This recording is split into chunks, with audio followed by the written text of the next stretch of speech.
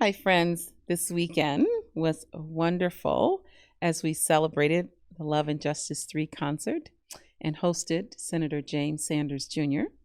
for our talk on reparations for New Yorkers. The conversation on reparations was extremely insightful as Senator Sanders spoke about its possibilities and necessity for New Yorkers given the history of slavery in New York. Senator Sanders reminded us that given the history of enslavement of Black people in New York, reparations is a matter of their birthright. In fact, he said reparations should come from the federal, state, and city level.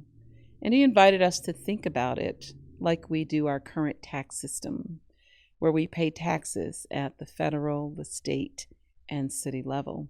He invited us to think about how we could offer reparations to Black New Yorkers from all three of those levels of government that were not only complicit, but benefited from Black enslavement in the financial, educational, housing, business, employment, textile, real estate, and investment markets, etc.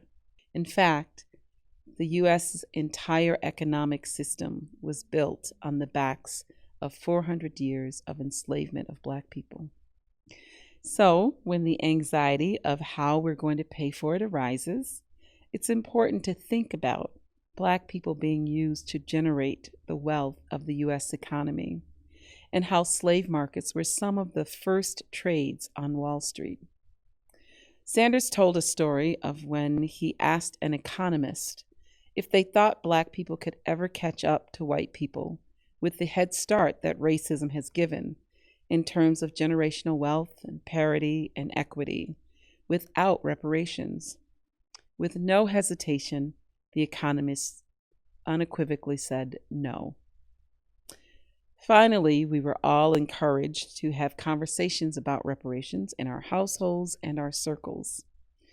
So if you were not able to attend and you would like to watch and leave a donation for BCFF, you can find the entire talk on Spiritus Christi's YouTube channel. I plan to host a movie night for my family and friends to watch and discuss more, and maybe you'd like to do that too. Our Lenten Monday and Thursday speaker series has been amazing. This Monday, March 4th at 7 p.m., we will feature Rebuilding Our Communities with Beatrice LeBron, and it will be in person and on Zoom. So we invite you to please sign up on our church website under the Lent box. On Thursday, March 7th, you have another opportunity to join us for our 6 o'clock soup supper, followed by the liturgy at 7, where you'll hear from one of our youth, Olivia Kogel, as she shares her faith journey with us. March is our celebration and fundraising month of our prison outreach. So please join us for our liturgies, March 2nd and 3rd, and our Prison Outreach Gala this month, Hues of Humanity, which will happen on March 23rd at 6 o'clock at Harrow East.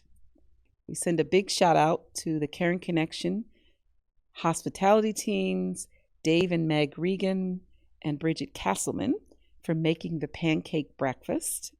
We had over 110 parishioners, new and old, who attended. So it was a great success. Our Finding Our New Home building committees are up and running. Our future facilities team have walked through a couple of potential buildings and we'll be providing you with an update soon. So stay tuned. If you are interested in a ride to church for our Sunday 9:30 a.m. Mass, please call or email our van ride coordinator, Julie Burkle. Julie's number is in the bulletin, and her email is also listed here this week. We want to offer a huge thank you to Lauren Bear for her commitment and service of coordinating our prayer line for the last 4 years. Lauren has passed the baton to a new leader as she and Josh prepare to welcome a new baby this March into the Bear family. Congratulations, and thanks so much for supporting and leading the Spiritus prayer line. If you have a prayer request that you would like others to pray for, you can send it to prayerline@spirituschristi.org. That's prayerline@spirituschristi.org.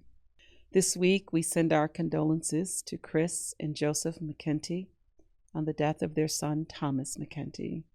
Our hearts are with you, our prayers are with you, and our thoughts are with you during this very difficult time. Well, friends, we have some beautiful warm days this week, so be sure to get out to enjoy them. And until next week, I'll see you then for our weekly Pastor's Update. Take care.